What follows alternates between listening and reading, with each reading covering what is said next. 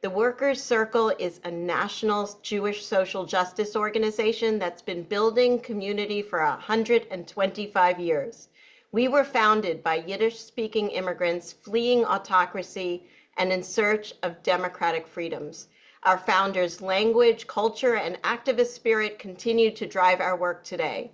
Through our year-round Yiddish programs, cultural celebrations, and community of over 150,000 social justice activists, we keep our Yiddishkeit alive while fighting for an inclusive democracy.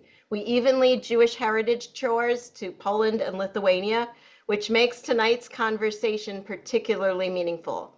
And now it's my great pleasure to introduce a longtime friend of the Workers' Circle, Jesse Eisenberg. Jesse is a two-time Academy Award nominated actor and filmmaker, acclaimed playwright and author. He's known for his performances in films including Now You See Me and the Zombieland franchises, The Social Network, and on television in Fleischman is in Trouble. As a writer, he has published fiction in The New Yorker and authored several plays, including The Spoils and The Revisionist, which starred Vanessa Redgrave. His directorial debut, A24's When You Finish Saving the World, premiered at Sundance and Cannes. And his most recent film, the Oscar-winning A Real Pain, was released last fall by Searchlight. He's currently in production on his new film for A24, starring Julianne Moore and Paul Giamatti. Welcome, Jesse. Thank you so much, Anne. Thanks. I'm so glad. And thank you to everybody for being here from, it seems like, every country on the planet. Yeah, I saw New Zealand is even in the house. We're I'm really global I'm tonight. on a ni hao from Toronto, so Wow, that's yeah, that's very incredible. very involved. Yeah. People are really excited to be hearing from you, and Thank you. let's get started. You have an enormous body of work, but let's start with A Real Pain, a film that explores a family relationship on a Holocaust tour through Poland. Can you talk a little bit about what led you to make this movie? Yeah, about 17 different things, from like the biographical perspective, like, my family comes from this small town called Krasnostav. We filmed the ending of the movie there, and I've always been kind of interested in exploring my family roots.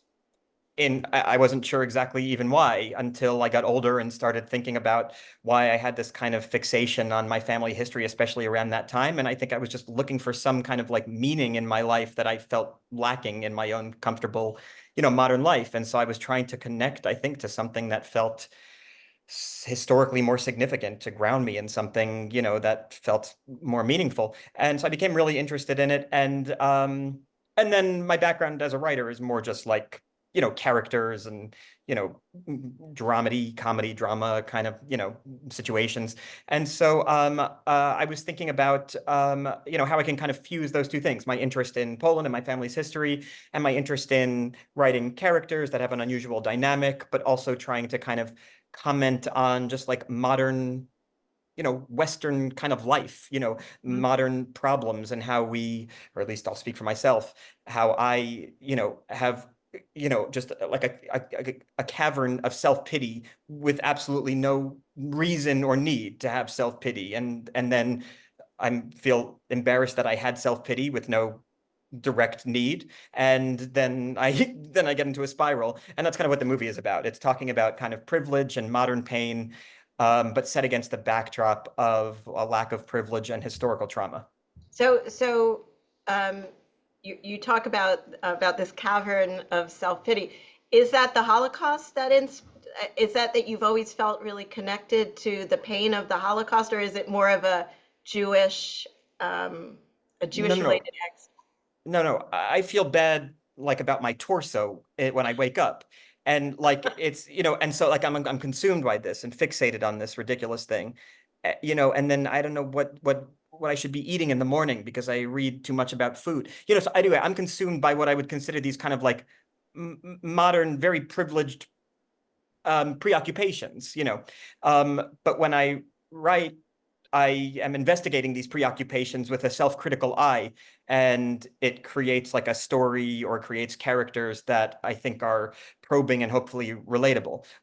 In terms of like the Holocaust, never ever would think to feel bad for myself for being, 3 generations removed from something like that. I understand that there's generational trauma, or if not some kind of biological generational trauma, I understand that my parents might have been raised by paranoid people who were raised by paranoid people who were raised by paranoid people, and so I'm paranoid. So whatever, but I don't feel bad for myself for anything that's happened to other people, irrespective of their relationship to me. And talk a little bit about your family because you like the house in that the real pain ends on, and I hope everyone here has seen it. I just want to put in a plug. The Real Pain is right now on Hulu, among other sites, and I was just telling Jesse before we started, I just saw it for the second time, and I highly recommend people see it more than once because the dialogue it goes deep and there's a lot there. So in watching it the second time, I was really thinking about what the real pain is. But let's go back to the house. The house Sure. that you film around is actually your family's house, right? Yeah, exactly. So my family lived in this town. My father, who you work with, Anne, Yes. that's my father's side of the family, the Eisenbergs. They lived in this house in this town of Krasnostav, which, and from traveling to Poland so frequently, this town is famous for their kefir and yogurt. And so Ah, if you travel anywhere in Southeast Poland, you'll see huge billboards for Krasnostav, and they have to be huge because Krasnostav is such a long name. And so you have these huge billboards all over the bigger cities like Lublin, in southeastern Poland. Anyway, but it's a little town. They were famous for this, yogurt. But yeah. anyway, it's a small town, and I went there in like 2008 just as a tourist, and I went to this house, and I remember standing outside of it and hoping to have some kind of catharsis or hoping to have some kind of answer to my problem with my own torso. And I didn't. And I just felt after like a few minutes, I felt like I was just like loitering, just like standing in front of this thing that was really ultimately disconnected from me in any way now. And so I that stayed with me. That kind of, let's say, anticlimactic feeling stayed with me. And so when I was thinking about the movie, I really wanted the characters to wind up at this place and to have the kind of experience that I had, which to an audience is unexpected because audiences tend to expect, a catharsis at the end of a movie when the characters are talking about going to, Emerald City. You expect them to have an experience in Emerald City. And with this, I wanted to express kind of what I felt about it and what happened to me, but also my outlook on my worldview, which is that you know, we have to be comfortable kind of moving on from things that no longer include us. I mean, that's not a worldview. This is, I guess, just like a sad thing that I feel frequently about trying to connect to previous past things. But it also made me think about like the Jewish experience in the Jewish diaspora and how Jews have been good about kind of leaving places and finding new homes and assimilating pretty nicely. And so at the end of the movie, the characters, they place a rock on this stoop in this town in Poland, and then they're told to take it off because it's kind of a tripping hazard. So they take the rock back home, and my character at the end of the movie puts it on the stoop of his Brooklyn apartment. And my feeling with that was just about, again, it's my own, just I don't know, maybe it's a pessimistic worldview or something, but just I feel like my family, we're New Yorkers now, and that's what we have embraced, and so and Jews have always been good at that kind of nomadic lifestyle, often not by choice, Hmm. but for whatever it is, and for their own survival reasons, they've adjusted and adapted in a way that I really take pride in. Yeah. But there's a pivotal moment in front of the house, and it's really one of the few times in the film that any of the characters interact with Polish people, with the Yeah, father and son. Um, as watching it, I was half expecting to hear more from, I was right. sort of tensed up, waiting to see what they were going to say to the two characters. Can you talk a little bit about your choice to have that interaction and what you were hoping to convey? I mean, because I thought it was quite tense, and then there was the older generation and then the son who Mhm. seemed to calm things down. Yeah, exactly. I mean, the way I was thinking about it was like, I've done these tours, not in Poland, but I've done group tours in Asia and Latin America. And, one thing I noticed about these tours, which is something I wanted to convey in this movie, unrelated to Jewish, culture, is that you live in this weird bubble of English speakers on these tours. And forgive me, I don't know what your tours are, and That's fine. No, no, I'm no, sure it's they're much fine. culturally much richer than my Lake Atitlan experience in Guatemala. But like, what I noticed, the irony of these tours is that you're kind of, you go to these far-flung places with a curiosity and wind up just kind of like, looking for American food with the other English speakers on the tour. And I've always found that kind of like funny and strange and, culturally kind of a little depressing. And so I was trying to make that kind of commentary about these group tours. And so that's one of the themes of the movie, is these group tours. And my cousin's character, who's more brash and earthy, he complains that we're not actually having a real experience. Anyway, so that was one of the things I wanted to address with tours.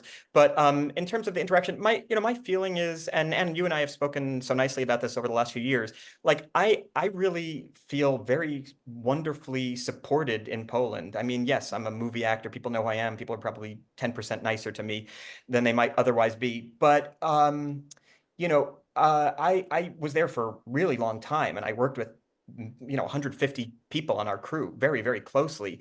And I have to say, my experience was just so counter to kind of the warnings I heard from some older relatives of, you're going to that anti-Semitic place, how could you possibly go there? How could you breathe in that air? And I just have to say, like, my experience was so different, to the point where, the people who run this camp, Majdanek, which is, Yeah, it's the camp right near Lublin.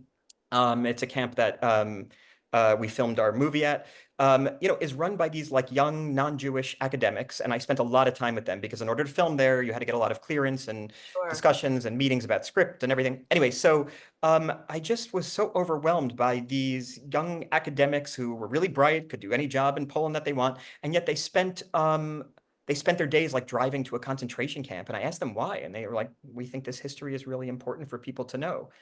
And I remember just thinking, like, God, they're doing so much more to memorialize my family's history than I've done. And I felt a great indebtedness. And sure, there's anti-Semitism in Poland. There's right wing. It's a very, Catholic country. There are right wing crazies in the government who take a fire extinguisher to a menorah, you know. But and you could focus on all that stuff, and that's fine. But you could also choose to focus on all of these amazing people who spend their lives memorializing history on their grounds, Nazi history, history that affected, them too. And I know you don't want to parse blame between but the important thing is, like, that touched me more than anything. And I wanted to show a kind of sweet, normal interaction with Poles, which is what I had, and a generational divide too, of course. The generation was, I thought, was particularly interesting, and I will second what you say. I mean, you go to Poland, it's a complicated. I always say it's a complicated country, but um, there's it's not a dangerous place to be a Jew on the ground, for sure. No, And there's this huge connection, and that I was really looking forward to seeing the film, because I want I was hoping more people would see that connection, which I think you showed us. hmm This is a history. This is roots. It was a roots tour as well as hmm a Holocaust film. right. And you showed that too. You showed them in Lublin. You showed different places. Can you talk a little bit about how you prepared? I was going to ask you when you first went to Poland. So it was 2008 your first trip? Yeah, I went to Poland in 2008. What had happened was, I became very, very close with a relative. It was my dad's Aunt Doris. She passed away in like 2019 at 106. So she was, Wow. very old. She was born in Poland and raised there until she was 9, and then moved to the States. And we became like very, very close in the last 20 years of her life. And I always told Doris, and Doris grew up, she grew up in this house. And I told her, Doris, if I ever get a job in Europe, I promise I will visit your house and I will take a picture for you. Because I always said we should go together. We should go together. And she was too, old to go. She was uncomfortable going, of course. So anyway, so I finally got a job. It was in Bosnia, and to me, Europe is one small place. And so like I thought, okay, this is perfect. So I went up to Poland. I took a tour. I stayed with my cousin for a week, who was a survivor, who also grew up in that house. She still lived in Poland, in Szczecin in the Northeast. And Northwest. And so I took this tour and I wound up at the house. And this was before, GPS, MapQuest, anything. And so it was really like driving through the foggy Polish nights trying to find this place. So it felt that much more amazing when I wound up there, and then more anticlimactic when I didn't, have any kind of feelings there of catharsis. Mm. Um, like I want to talk a little bit more about places you visit in the movie, and I started this even before we went live. We see Lublin, we see Warsaw. You Mhm. mentioned Zamość. I'm curious, as the director, writer, and a star, how did you make choices of areas in Poland to show, and what wound up on the cutting room floor? Um, this was a $3.5 million movie, which sounds like a lot of money if you're like getting a mansion, but like for a movie is like, nothing. Yeah. And so there's one scene on the cutting room floor, which is all to say, like, we couldn't afford to film any scenes that would not be in the movie. There's one tiny scene where I'm talking to a gate agent at an airport, and it was stupid, and I looked weird and creepy in it. So we cut that out. So there's nothing on the cutting floor. In terms of like the tour, what I did was I was writing during COVID, so I couldn't go to Poland. I wanted to do a tour. So what I did was I just downloaded as many brochures as I could from from these tourist websites that do these tours, and so I was looking at it and I was trying to cross-reference like with what I knew about having been there. This was now 15 years ago, whatever. But what Mm. I knew from having been there, in addition to um, in addition to what would serve the story. And I want the story obviously would start in Warsaw. That's where you would start a tour. And then I knew I wanted the tour to get progressively um, different in tone. So Warsaw is this kind of like bright place with no particular historical sadness. Of course, there is in Warsaw, but I didn't want to show that, and that's our first day. Our second trip is to Lublin, which is a beautiful city, but it's smaller off the beaten path. And I started to bring in more serious elements. There's a long montage talking about places that used to be Jewish and are now empty buildings or other things or stores, etc. And we also do a scene at the old Polish cemetery, which is the oldest cemetery in Poland, and it's the Jewish cemetery.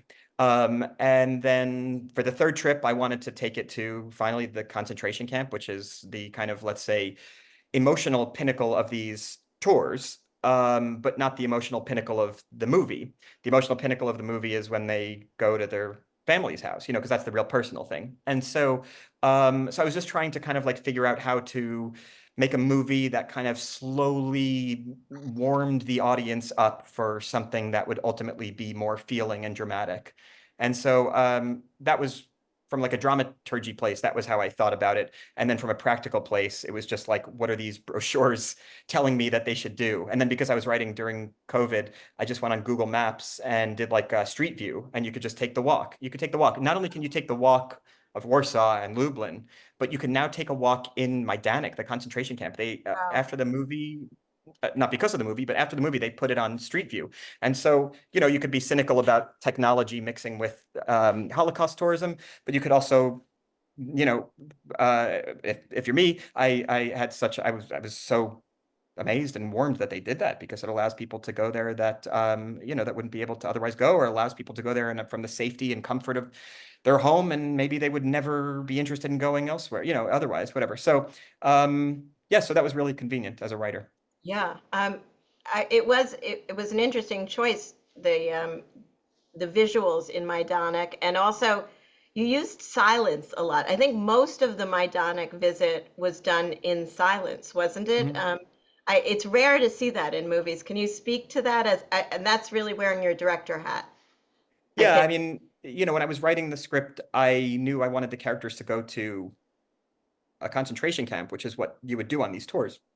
Um, but when I got to the scene where I had to write, the scene heading, which is exterior Majdanek day, and it was in the font of a movie script, I suddenly felt so shameful that I was like turning this, hallowed sacred thing into a kind of medium that's mostly about action movies. And so I've just felt so stupid. And so I just wrote right under that, I wrote, note to the reader, there will be no music. The characters will walk in and out of these rooms. We might wait outside for them, or we might go inside with them, but these scenes will be shot very simply. just so that the reader was not offended, because I felt I might be offended, if you said a big dramatic scene or something in a concentration camp. So that was my kind of feeling of like respect for the grounds. But from a creative perspective too, it's like, there's an expression we use called like a hat on a hat, which is like, if you have like, we usually use it in like comedy, which is like, oh, you make a joke. It's like there's a funny joke in the script and then you use a weird word in the joke. It's like a hat on a hat. It's too many jokes. And so the thing gets lost.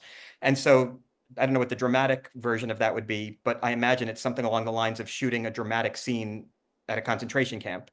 The scene, the setting is ingrained in all of our minds in its most dramatic form, and the imagery and the aesthetic is the most horrific imagery we have, and we can conjure in our imaginations. So I just wanted to kind of have the characters go there and experience it in this kind of just respectful, austere way.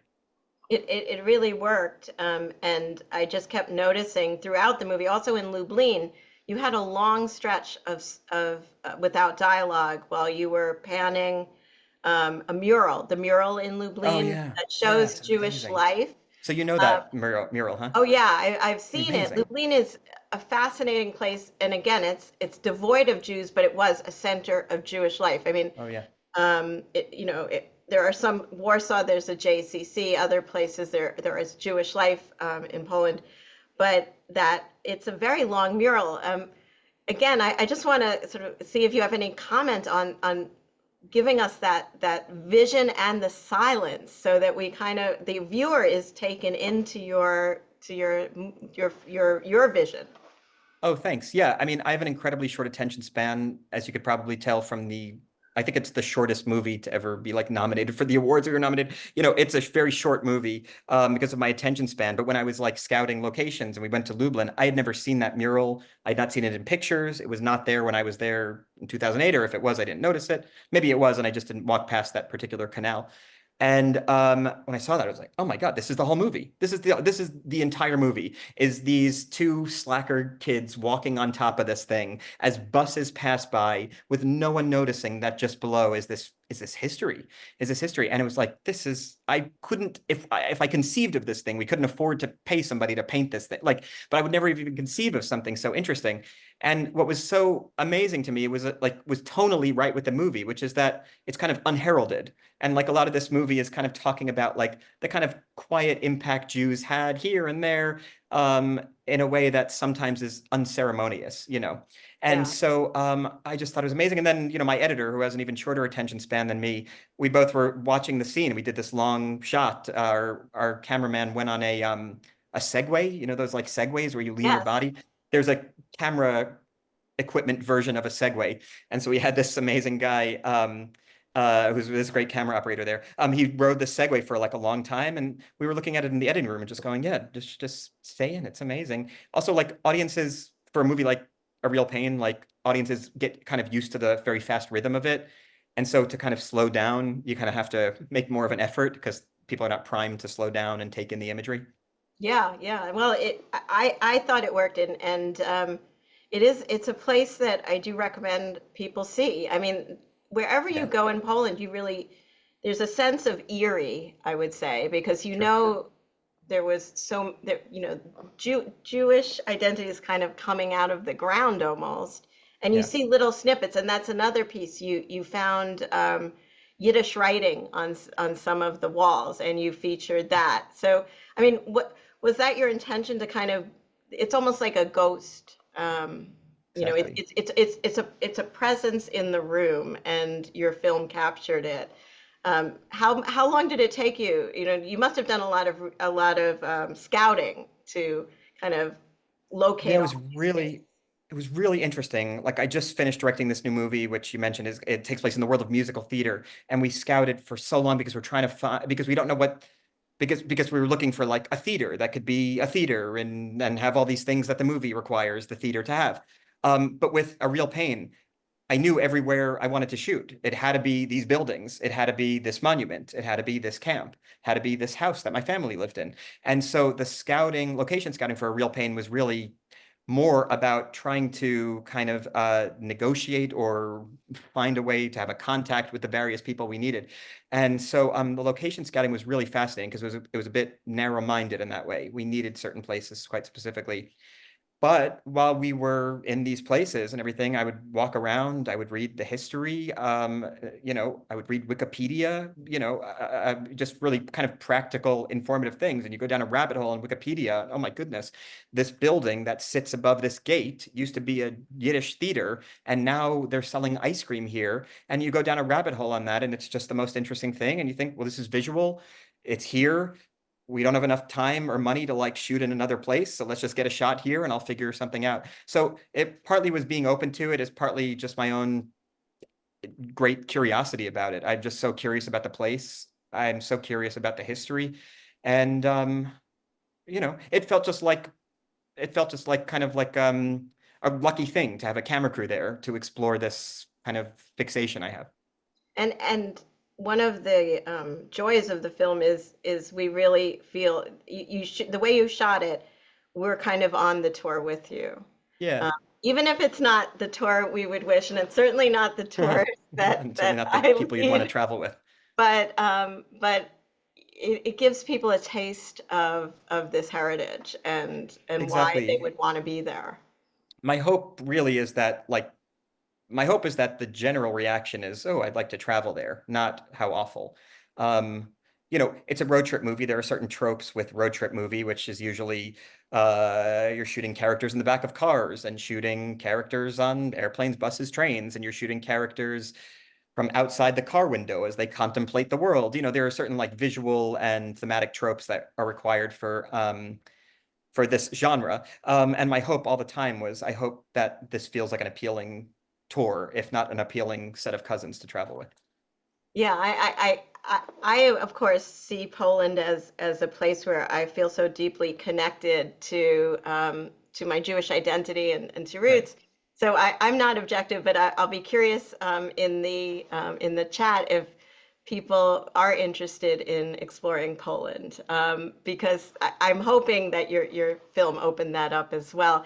Um, one other question about your choices. One of the areas that a lot of Jewish tours go to is Krakow, where you have over 1,000 years of history right there, and it stands. Did you consider filming in Krakow?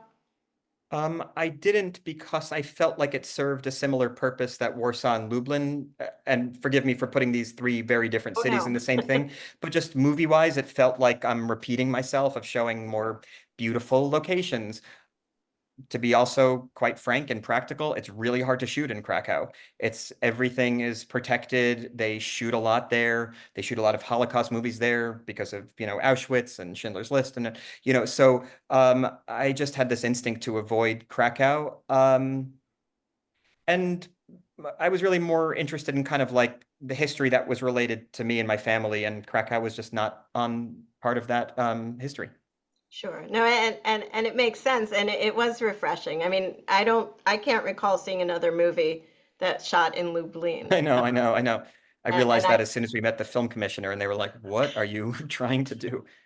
and I wonder if a lot of people are thinking about visiting Lublin, which is absolutely an interesting Gorgeous, place to visit. gorgeous. It's a college town. It's a beautiful Yeah, university town. it's beautiful, and it has an historic yeshiva that still stands. Oh yeah, really beautifully. Yeah. And also, and you were right there, but I'm guessing again you had to make choices.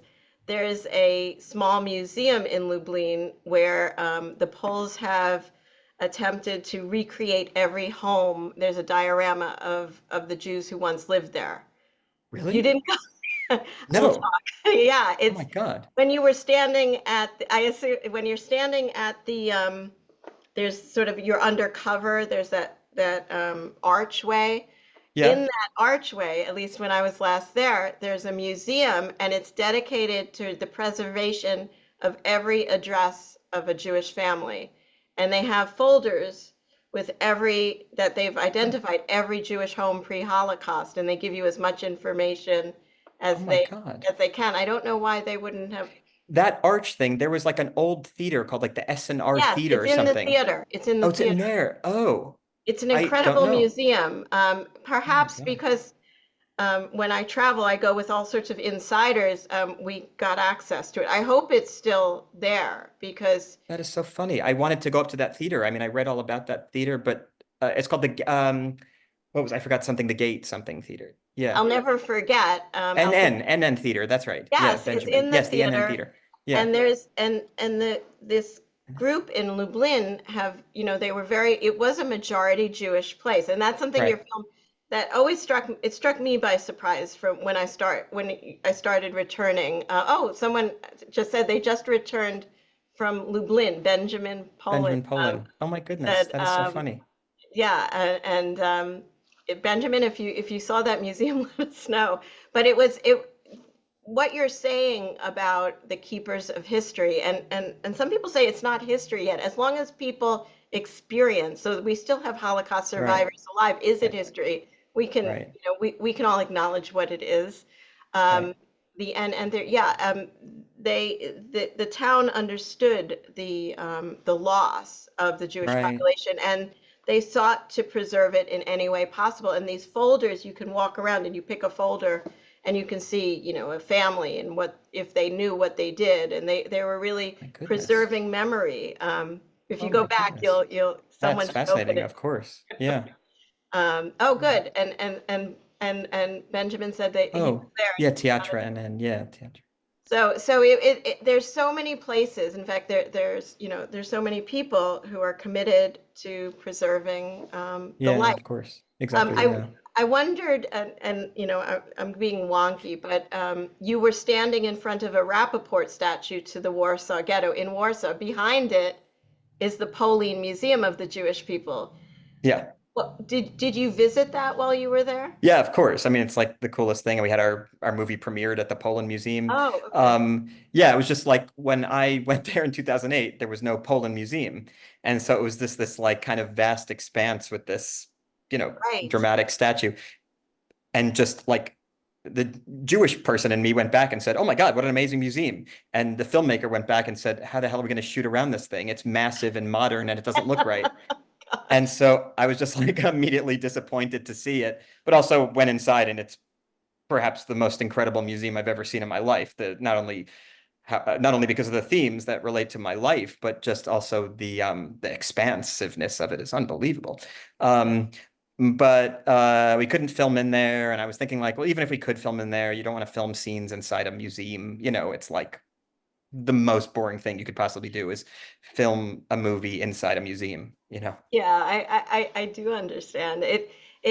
So talk a little bit about you are the writer, director, and you starred in the movie. Like, how did that work?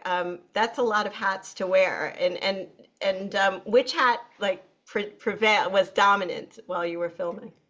I love writing and acting. I do them in equal measure, and directing for me is just about trying to kind of, let's say, protect the script that I wrote so it's not taken in a vastly different direction by somebody else who doesn't know it well.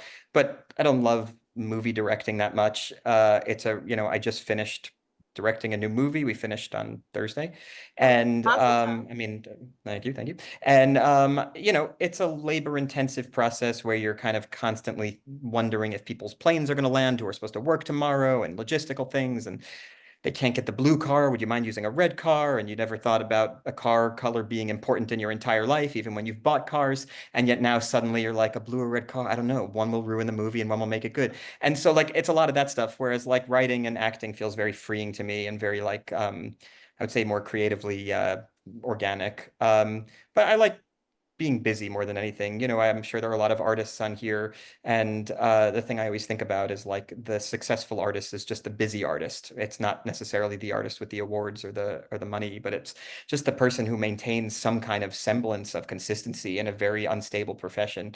And so for me, I just like doing everything that I possibly can because I know it can all go away, and that I know that the only limits are my own, kind of me getting in the way of it. So I wanted to also talk about Jewish culture, and I want to give props to your dad, Barry Eisenberg, who is on the Workers' Circle board. So it really is a Mhm. mishpacha kind of Yeah, yeah, yeah, relationship. yeah. Jewish culture plays like a pivotal role in so many of your films, and certainly a real pain. Can you talk a little bit about your relationship to the Jewish identity and what's next around it? I mean, you've explored it in Fleischman is in Trouble and A Real Oh, yeah. Pain and many other instances. Yeah, I don't know. My relationship, I guess, like most people's, is ever changing, relationship to faith or culture. My relationship, changes based on where I am in my life and what I need from it and what's happening in the world that makes me feel differently about it. When my family is getting older, you start thinking about it differently. When my Aunt Doris died, I started thinking about what connected me to her. And she was an atheist, so it was not faith, but it was something more related to Jewish identity than not. And so I kind of, have like a lot of Jews, ambivalence about the whole thing. I find it hard to think about things in spiritual way because I'm an idiot and I don't understand zodiac signs and it all seems like the same thing to me. But at the same time, like I really do appreciate that there are people who think that way and it seems really appealing to me in some way and maybe I'll find my place there. Um, I really do love like what you do, Anne, and what your organization does and the kind of values that you promote. I find that's the most appealing thing to me. Sometimes I feel almost a little embarrassed saying the thing I like about Jewish culture is that they care for others who are not necessarily in their culture because it feels like a cop out of an answer. But I really do take pride in an emphasis on, Jewish cultural emphasis on trying to make the world a better place, Yeah. a humility, a curiosity, and I feel that makes me feel extra dispirited when when Jews are doing things outside of the realm of those things. And so when I talk about an ambivalence, it comes from that. It's like when I go to your events or speak to you, or talk to my dad, who obviously is in line with your ideals and values, that makes me feel so proud, and I want to perpetuate those values and traditions. And then when I see things that don't make me feel that way, I feel a similar kind of, I don't know, shame. Yeah, yeah. I mean, just to share with people, the Workers' Circle really takes the ideals of that Eastern European heritage. We were founded by Eastern European activists, and they were committed to a view of making the world better for all. And they did it by fighting for democracy, by fighting for the right to vote in the civil rights movement. And it does, I agree with you. This is like a central piece of our Judaism. And we do believe at the Worker Circle that that's really what we're propagating. And we use Mhm. it to inspire us. And that's something else where when you go to Eastern Europe and see where we started, where so many of us started, it's inspiring, and that we're still here. Mhm. That was something that was, clearly pronounced in your film as well, in A Real Pain. I mean, we're back, Mhm. and we're able to connect with that period, and we don't have to sit in the back of a train, for example. That was also a pivotal moment. How do we Exactly. connect with the terrible trauma? So, Yeah, so exactly. I It's really well really, put. I mean, I appreciate that, and I appreciate your supporting of the organization, and what you are contributing a lot to this notion of Jewish identity, and I think inspiring people. Well, Is thanks. there any, do you have any thoughts in the future about Eastern European themes for future films? I felt like there was a lot left in the story. Yeah, I mean, I tend to explore the same things. I mean, the next movie I'm gonna make is in Guatemala. So I'm curious. I like setting things in different places. It's kind of interesting to me. But I always end up going back to, stories about my family, my roots. The play you mentioned that I did with Vanessa Redgrave, she played my second cousin who survived the war, stayed in Szczecin, as I mentioned. Vanessa learned Polish and some Yiddish Wow. for it, and she was amazing. And it was a really, it was my first play, and so this is not, a closed chapter in my life. Although that said, I'm now like sent many, many scripts about, Holocaust themed movies. And I'm like, I can't, you know, the thing you don't want to do after you make a Holocaust movie themed movie that's like it's a little popularity is go and do another one right away. So Yeah. but yes, it's something I'm absolutely fascinated by, of course. Yeah, as I told you, like I just had the sense that, and I think it's more than the cutting room floor. There was just so much to the story and the cousins. I'm looking at some of the questions. I can't help but jump to them, and we're almost at the time I promised. Hmm.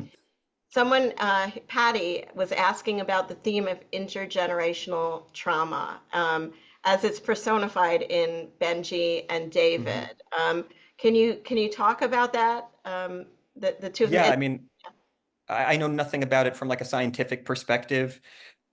I happen to live across the street from somebody, a friend who actually this is like her expertise, and she tries to explain her thesis to me, and I kind of glaze over. So like, I don't know anything about it. All I can say is that, my sweet mother, who's probably listening right now, and she'll forgive me for saying this, but she used to have dreams that I was like drowning in a boat, and she would tell me that. And so I, was scared of swimming. And she's a wonderful, wonderful woman. But she was raised by people who were also paranoid about random fantastical things, and they were raised by people in Moldova who were escaping real things. And so I, when I think about generational trauma, I feel like I don't have to understand any, like the kind of biological possibilities of it to understand that when you come from a culture that's running away from people who want to kill you, at some point that's going to trickle down into fantasies and horrors about things that are maybe not as immediately urgent.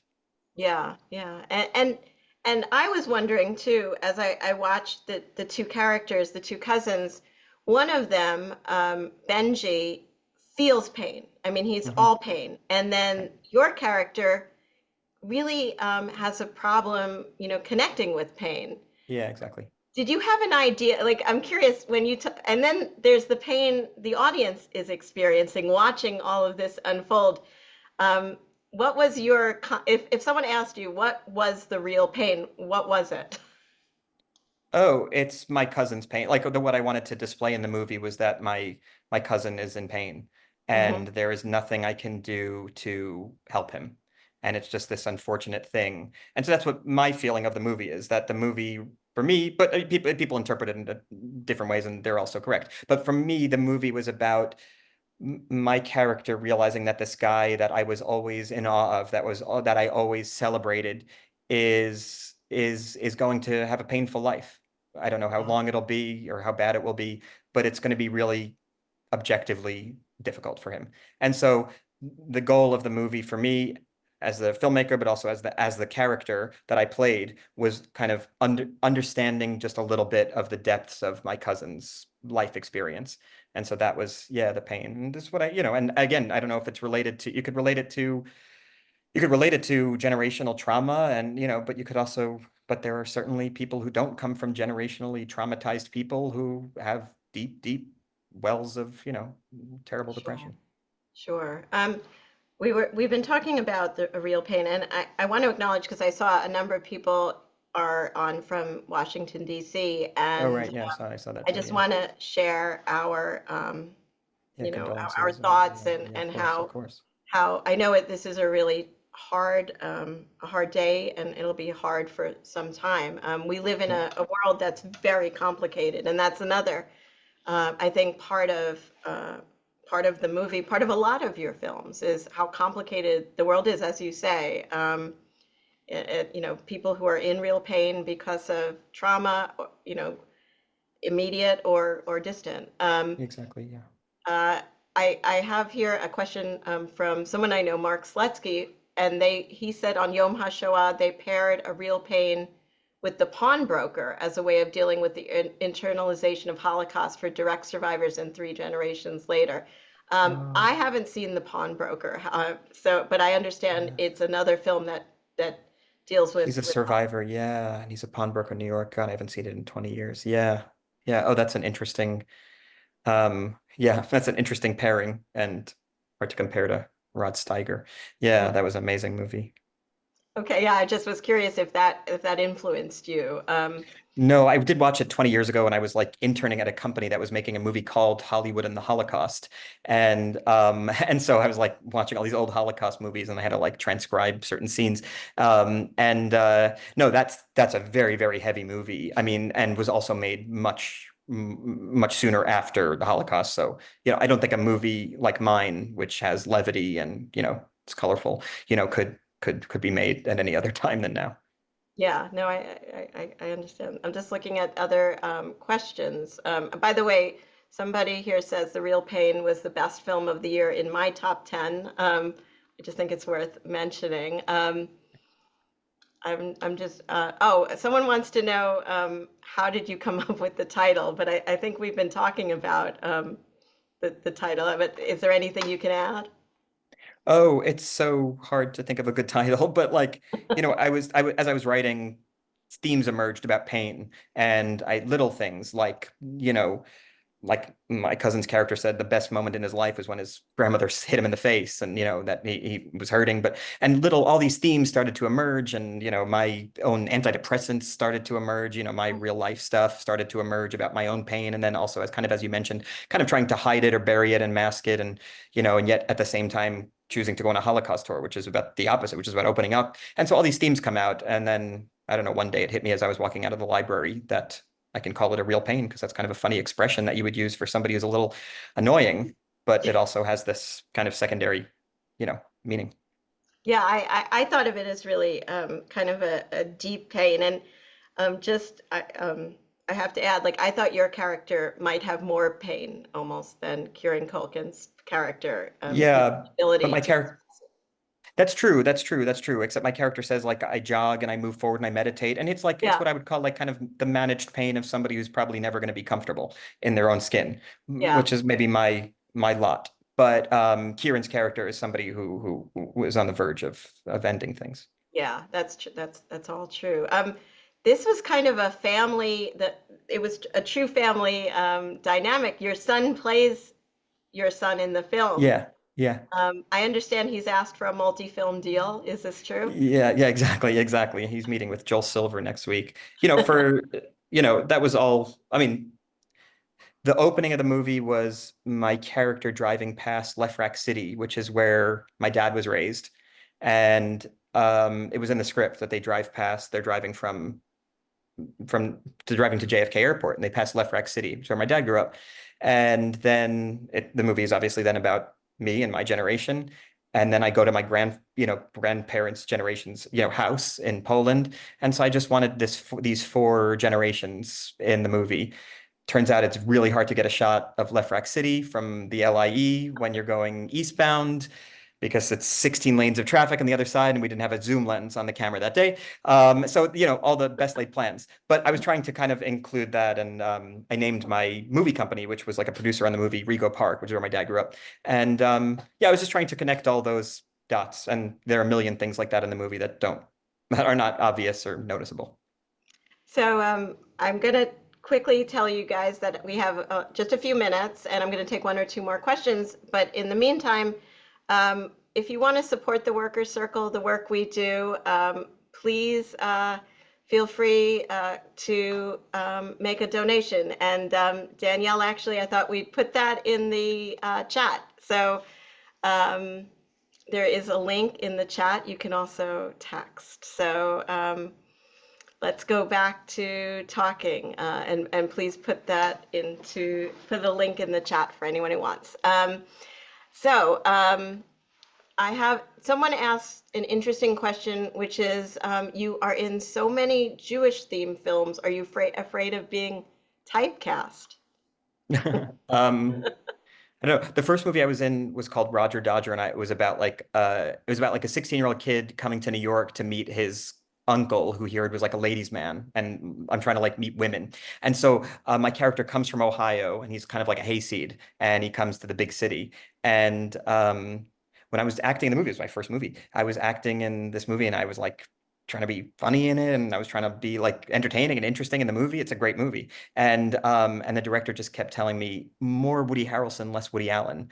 And so even in this movie where I was like playing a kind of like hick Ohio kid coming to the big city. My sense of humor, my sensibilities, the things I liked, the emotions that are on the surface, these are things that maybe feel more culturally in line with us. And yeah, and so in terms of being typecast, I have you have no actors have like no control over that kind of thing or whatever, and I don't really care. Anyway, but like the things I choose to create for myself often include Jewish themes because it's the way my mind works, and it would be, I think, odd to it'd be odd to dismiss it. Yeah, no, and judging by comments and of course your popularity, it's working. It resonates.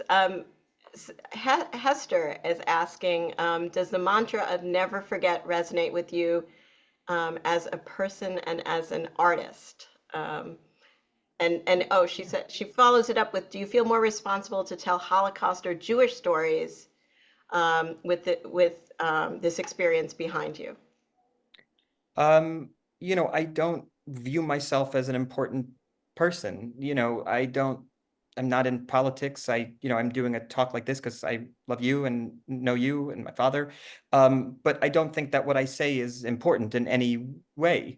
And that's not a cop out. I just want to be in the arts. And a byproduct of being in the arts is doing things like this. And I'm not an idiot. So like, I mean, well, in a lot of ways, I can speak about it articulately. So that's okay. And I have these thoughts, but I would never decide to, want to influence anybody except through like the fictional things that I think. And so I don't feel a responsibility or burden or even really to make stories like that because my interests are in kind of more like the human experience. It just so happens that a lot of my interest in the human experience is related to my interest in the Jewish experience, Hmm. but that's just because I like writing things that feel personal and specific. It's not because I think the world needs my take on the Holocaust. In fact, I oftentimes think the world needs fewer movies that have some, grandiose and ultimately empty take on the Holocaust. That's my cynical opinion about Holocaust movies in general. So forgive me. But so no, I don't feel that way. But also if I felt that way, the movie wouldn't be good because what would be front and center in a movie like A Real Pain would be my kind of like agenda on telling this movie and defending, the history or something. And the reason people like the movie, I don't know that people are conscious of this, but the reason that people like A Real Pain is because it's not didactic. Were many Holocaust movies that came out last year. I saw a lot of them. They can feel didactic and they're coming with an agenda and they're manipulating you and everything. And those could be really wonderful. And they're probably important documents in their own ways. But that's not what really connects to audiences in a general way, is my opinion, from as somebody in the arts.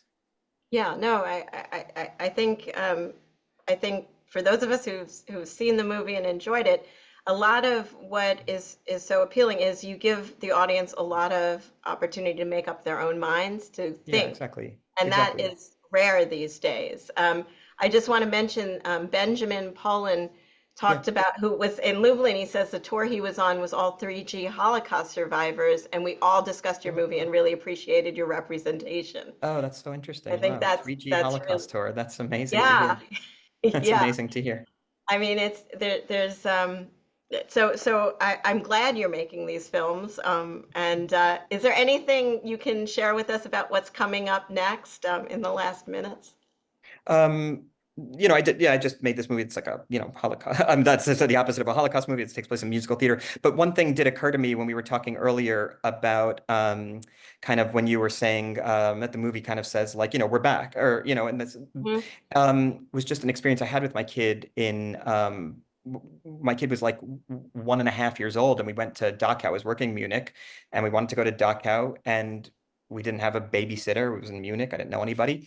And so we took my kid. He's not going to know anything. He's not going to understand. So it felt like I'll just hold him and we'll walk around. I'm not going to try to explain to him what these rooms are or whatever. Anyway, so I'm walking around with him and he jumps down and he starts running on the barracks. It was overgrown barracks. The building was no longer there, but the outline of the thing was, and he was running all over the barracks, and he was hysterically laughing because I was chasing him, and of course I was like mortified that my little kid is laughing at Dachau. And then I noticed somebody turn back, and I was panicked they're gonna, be angry at me, and they turned back and they smiled at my kid, and it just occurred to me, oh yeah, this is this is, I'm not a vengeful person, but if this is not winning, what is? Yeah, we're here. And by Yeah. the way, the Yiddish that we often say at the Worker Circle is mir seinen do, which is we are here. Yeah. And it kind of says it all. So I'm going to just thank you. We're really at the end, and you're inspiring me and us, and Likewise. I'm really I'm excited to keep seeing your work, and I want to again encourage everyone, take a look at A Real Pain again, and maybe even again, it goes very quickly. And please support the Workers Circle, support the work we do. Come to circle.org, and all of you who have signed up will get a link with a video attached. So thank you, Jesse, and have a wonderful night, and be well. Thanks for your Life is amazing good. work, Ann. Yeah. Thank you. Thank you. Take good care. Bye-bye.